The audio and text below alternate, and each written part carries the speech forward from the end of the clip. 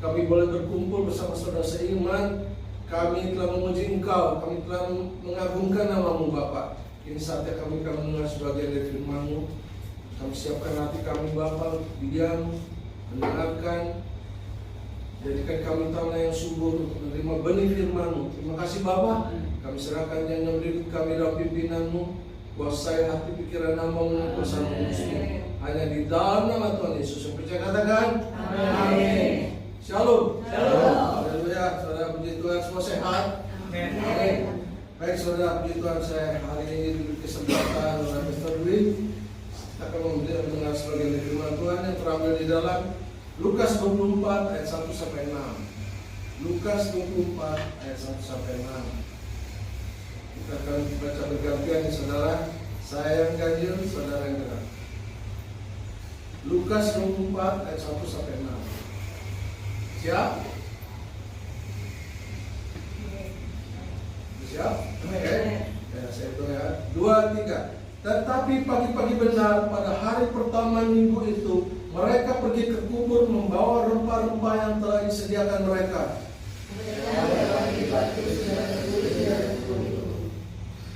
Dan setelah masuk mereka tidak menemukan mayat Tuhan Yesus. Sementara mereka berdiri di ruangan karena itu, tiba-tiba ada dua orang di dekat mereka yang memakai pakaian yang berkilau-kilauan. Mereka sangat ketakutan dan menundukkan kepala, tetapi kedua orang itu berkata kepada mereka, "Mengapa kamu mencari Dia yang hidup di antara orang mati? Ia tidak di sini, Ia telah mati.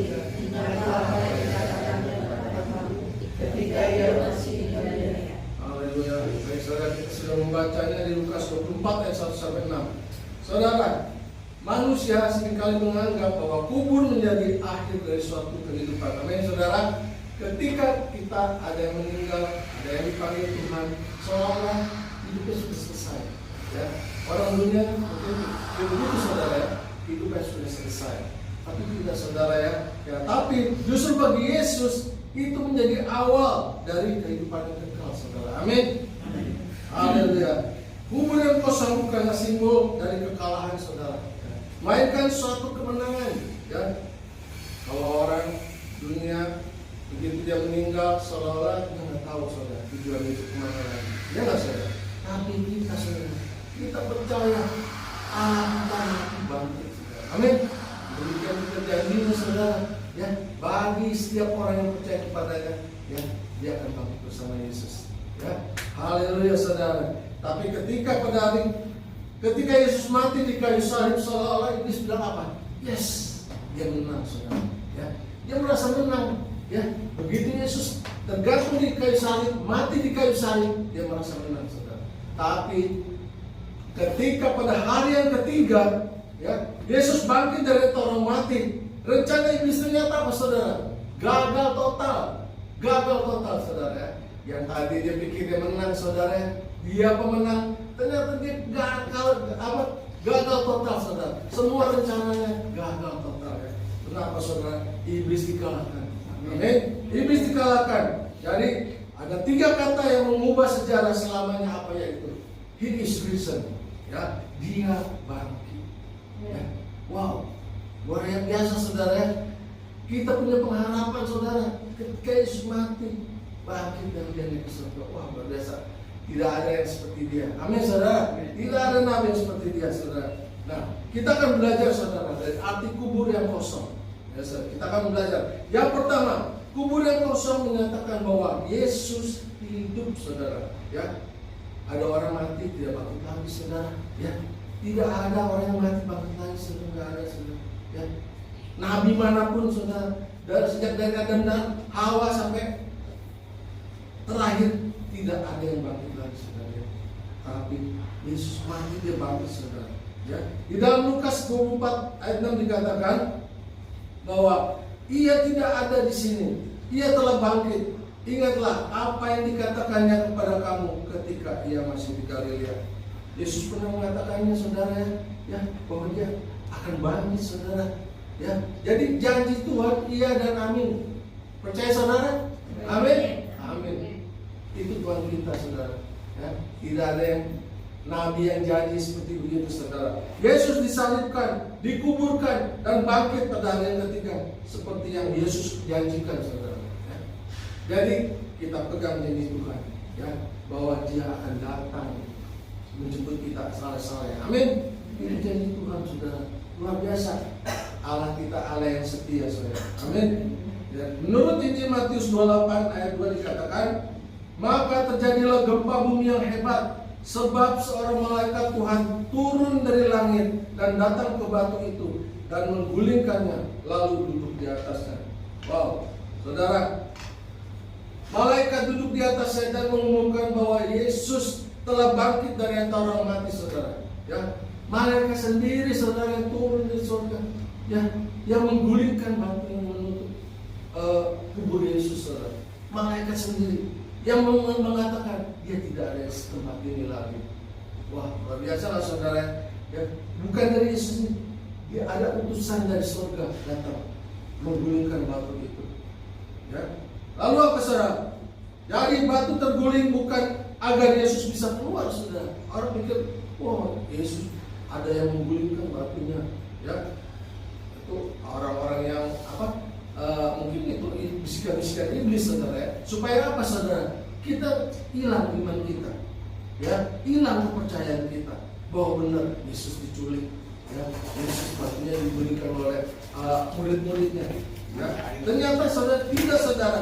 Jadi kalau batu terguling bukannya Yesus bisa keluar dari gua itu saudara, tetapi agar para saksi bisa melihat bahwa makam itu kosong saudara, bahwa kubur itu kosong. Ya. Jadi murid-murid kita bisa melihat begitu dahsyatnya Allah kita. Ya, ternyata kubur itu kosong. Ya, Yesus telah bangkit. Maka maknanya bagi umat Kristen apa saudara? Maknanya yaitu kubur kosong bukti kebangkitan Yesus. Amin. Kubur kosong bukti kemenangan Yesus atas maut. Ya, itu suatu memberi pengharapan pada kita saudara. Amin. Kalau Yesus mati tidak bangkit lagi, dia sama aja seperti orang biasa saudara. Tapi dia Allah yang luar biasa saudara, yang jadi manusia. Ya, saudara-saudara, kita tidak menyembah nabi yang sudah mati dan tidak bangkit lagi saudara. Amin. Allah kita mati bangkit. Ya. Jadi kita mengikuti juru selamat yang hidup, yaitu Yesus Kristus. Amin. Beri kemuliaan bagi Tuhan kita. Haleluya. Allah kita hidup saudara. Lalu yang kedua, kubur kosong membuktikan apa saudara? Membuktikan bahwa kematian telah dikalahkan. Ya, kematian telah dikalahkan. Orang mati tidak bangkit lagi saudara, tapi Yesus mati bangkit lagi. Ya, kematian telah dikalahkan. Bahwa Dia berkuasa atas maut saudara. Amin. Dia berkuasa atas maut. Di 1 Korintus 19 ayat 55 dikatakan, hai maut, di manakah kemenanganmu? Hai maut, di manakah semangatmu? Wah, luar biasa lah saudara. Ya, seolah-olah iblis punya kuasa. Memang dunia ini sudah diserahkan kepada iblis saudara. Ya, dunia ini diserahkan dikuasai iblis. Banyak kita saudara-saudara kita juga bisa saudara. Ketika kita belum mengenal Yesus, kita bisa dikuasai iblis.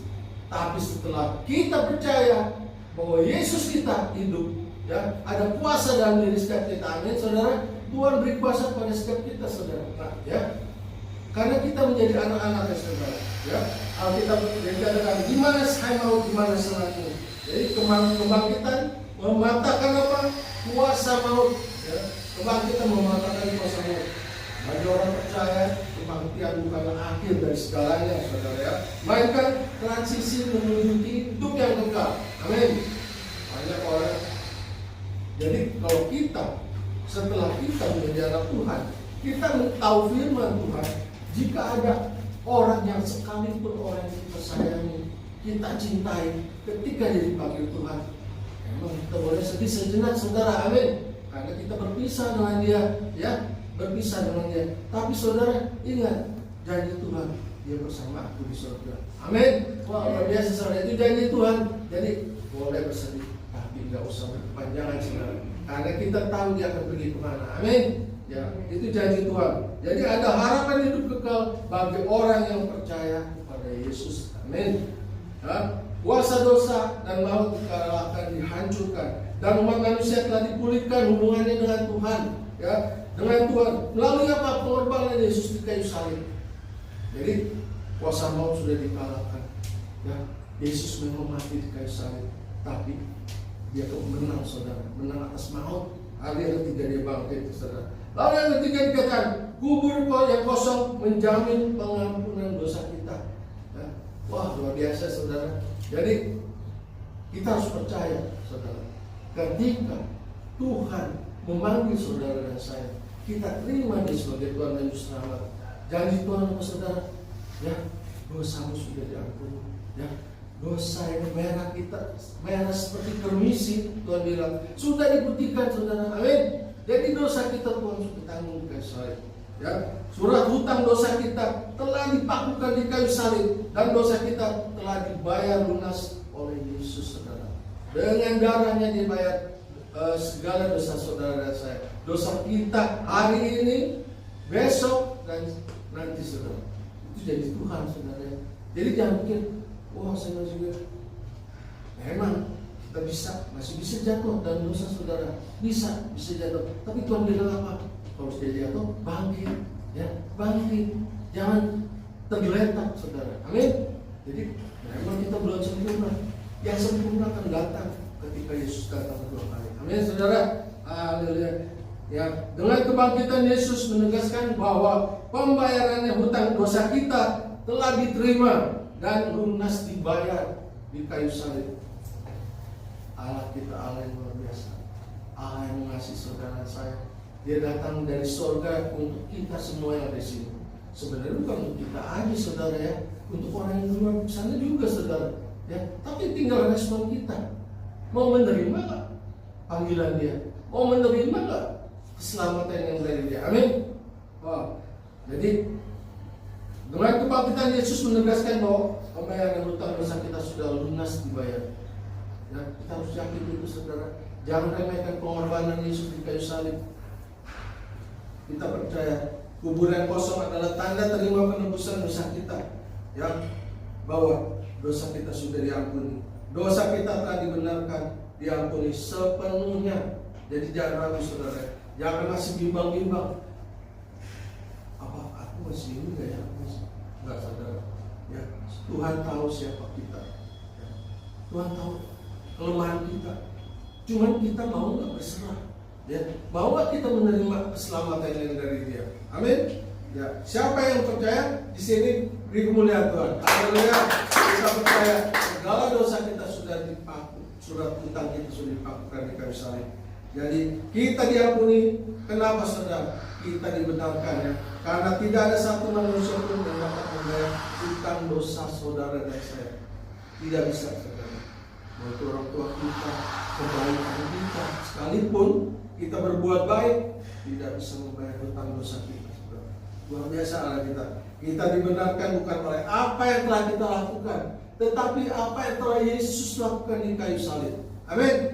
Amin. Jadi so just because of grace we are saved. Jadi karena kemurahan hati Tuhan kita diselamatkan saudara, ya. Karena kasih karunia Tuhan, saudara dan saya diselamatkan. Kita boleh ada di tempat ini karena kasih Tuhan. Amin. Haleluya. Baik. Lalu yang keempat, kubur yang kosong memberikan apa? Tujuan bagi hidup saudara dan saya, ya. Dengan kubur yang kosong kita ada pengharapan saudara. Ada tujuan hidup kita, ya. Ingat apa?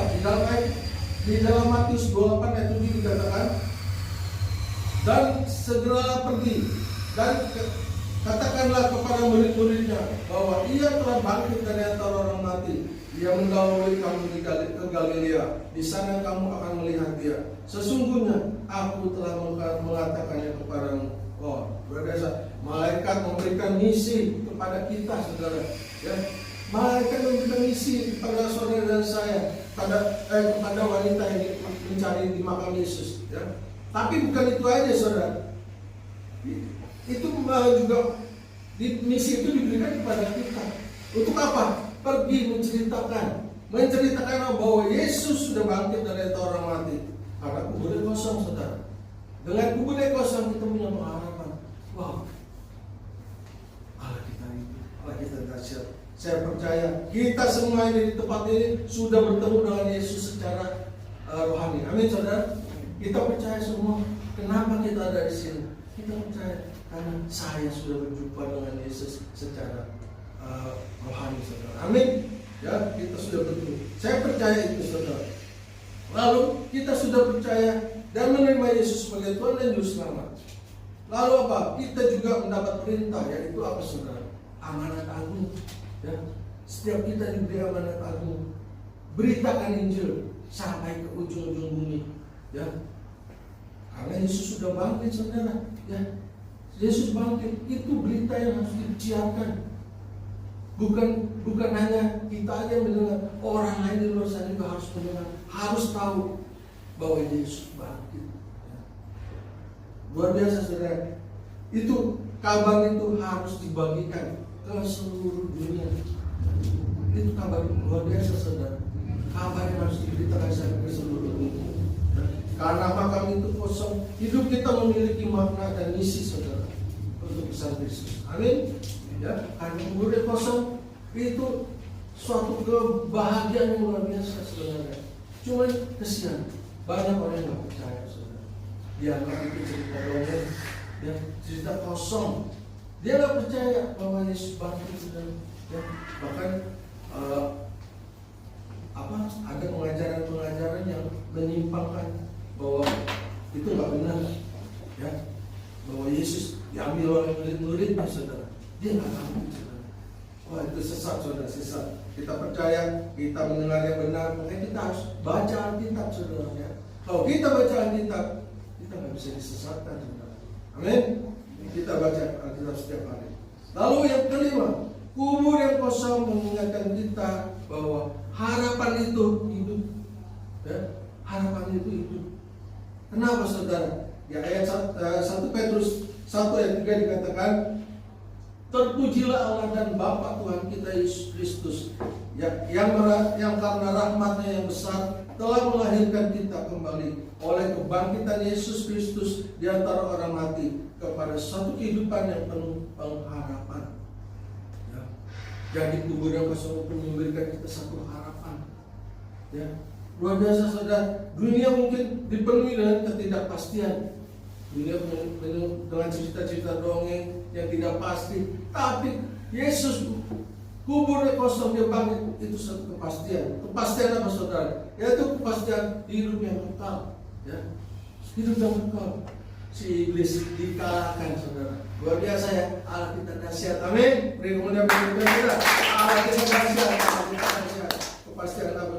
Jadi hal terburuk dalam hidup kita tidak akan pernah menjadi hal terakhir ketika Tuhan terlibat dalam hidup saudara. Amin. Amin, saudara. Amin. Apapun masalah kita, sesulit apapun, sesukar apapun masalah saudara saya, kalau kita berjalan bersama Yesus, pasti ada jalan. Amin. Pasti ada jalan. Jadi jangan pernah tinggalkan Yesus, saudara. Amin. Apapun masalah kita, jangan pernah tinggalkan Yesus. Ya. Di dalam 1 Korintus 15 ayat 14 dikatakan, tetapi andai kata Kristus tidak dibangkitkan, maka sia-sia pemberitaan kami dan sia-sia juga kepercayaan kamu semua. Wah, kita bangga, saudara, ya. Kita bangga, saudara.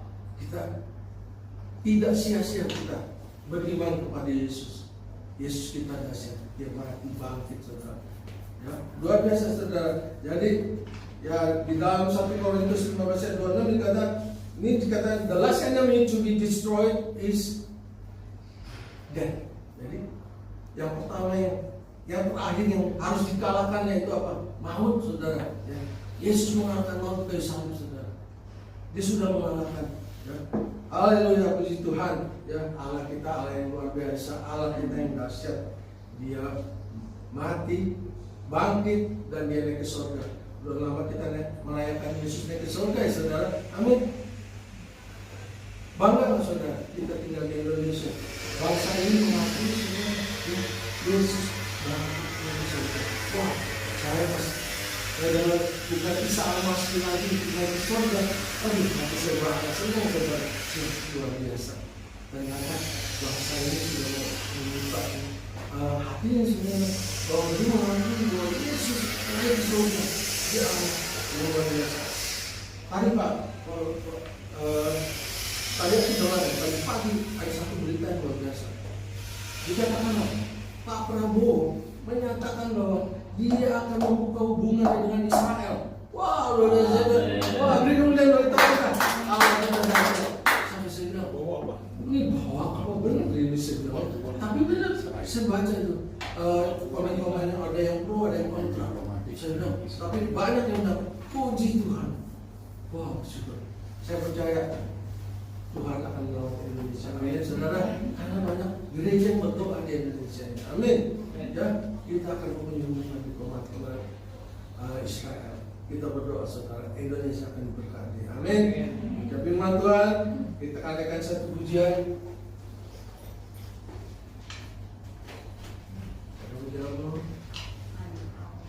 Kita adakan anak Allah Yesus namanya.